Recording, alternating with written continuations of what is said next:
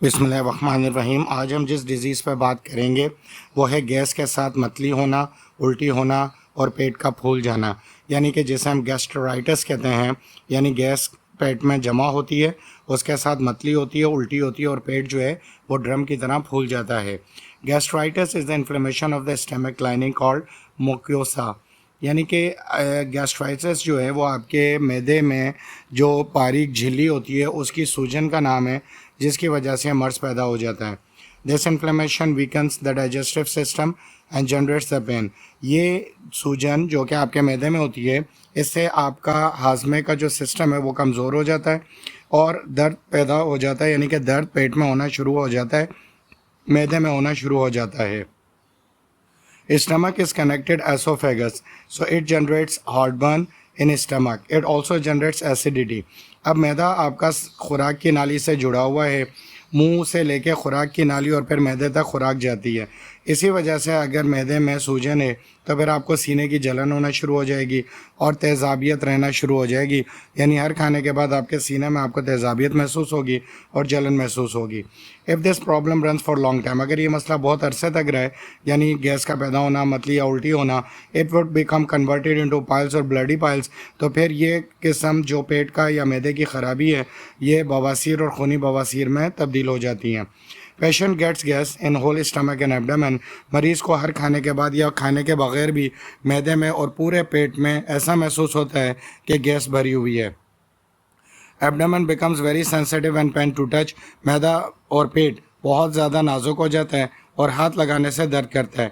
अब हम इसकी कुछ मेजर सिम्टम्स पढ़ लेते हैं, जिससे हमें ये पता लगता है कि हमें ये मर्ज लग चुका है।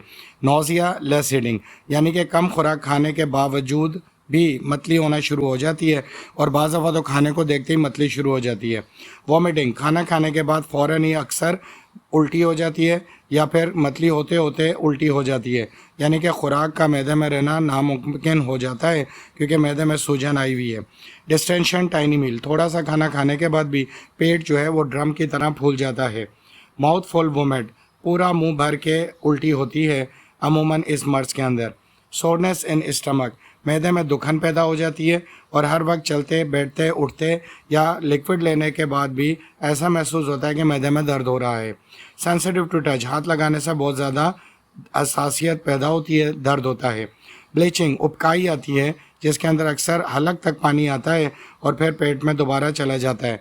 लॉस ऑफ एपेटाइट, मुकम्मल तौर पर भूख ख़त्म हो जाती है क्योंकि मतली होने की वजह से कोई भी खाना मुनासिब तरीके से नहीं खाया जा रहा होता है।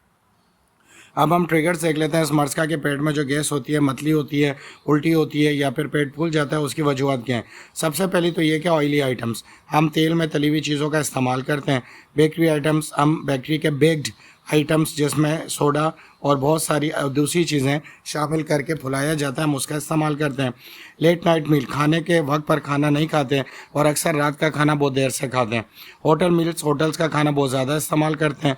डीप फ्राई आइटम्स, ऐसे आइटम जैसे कचौरी, चिप्स और बाकी रोल, इस तरह के आइटम जो कि काफ़ी देर तक ऑयल में डीप फ्राई होते हैं, हम उनका इस्तेमाल करने से इस मर्ज़ का शिकार हो जाते हैं। गैस्ट्रिक वेजिटेबल्स, ऐसी सब्जियां जैसे गोभी है, आलू है, जिन्हें हम बादी सब्जियां कहते हैं, उनके इस्तेमाल से भी यह मर्ज पैदा होता है। और एक वजह है टोबैको, यानी कि स्मोकिंग करने वाले लोग और तंबाकू का इस्तेमाल करने वाले लोगों को ये मर्ज होता है। अब इन तमाम तर अलामात और इस मर्ज़ की मैं आपको बेहतरीन दो होम्योपैथिक तदवियात बता रहा हूँ। नंबर 1 है फॉस्फोरस और नंबर 2 है लाइकोपोडियम। इन दोनों को आपने 200 यानी 200 की ताकत में लेकर इस्तेमाल करना है। आपने इनको कतरे में लेना है यानी ड्रॉप्स में और इस्तेमाल करना है। मैं इस्तेमाल करने का आपको तरीका बताता हूँ कि फ़ॉस्फोरस के 10 कतरे एक घूंट नीम गर्म पानी में डाल के आपने सुबह में इस्तेमाल करने और लाइकोपोडियम के 10 कतरे एक घूंट नीम गर्म पानी में डाल के शाम में इस्तेमाल करने, यानी कि एक दवा के 10 कतरे सुबह में और दूसरी दवा के 10 कतरे शाम में। इस तरह आप 10 दिन तक ये अद्वियात इस्तेमाल करेंगे, उसके बाद 5 दिन का वक्फ़ा दे देंगे और उसके बाद दोबारा से 10 दिन के लिए इस्तेमाल करेंगे, तो इंशाल्लाह इस मर्ज़ से आपको निजात मिलेगा। अगर आपका ये मर्ज़ ज़्यादा पुराना नहीं है, अगर आपको ये मालूमात पसंद आई है तो चैनल को यहाँ पर रुक के सब्सक्राइब कर दें और इस वीडियो को लाइक और शेयर कर दें। अगर आपका ये मर्ज़ पेचीदा और पुराना हो गया है, यानी कि साल 2 साल का ये मर्ज़ हो चुका है और बहुत सारे इलाज के बाद भी आपको फ़ायदा नहीं हो रहा है, तो इस सूरत हाल में आप डॉक्टर मुकर्रम से उनके व्हाट्सएप नंबर पर रब्ता करें, अपना पूरा केस वॉइस करें और मुकम्मल मालूमात देने के बाद मुकम्मल तरीके से पूरा होम्योपैथिक कोर्स अपने लिए तजवीज़ करें। अगर आपको ये मालूमात पसंद आई है तो इस वीडियो को देखने का बहुत बहुत शुक्रिया। अल्लाह हाफ़िज़।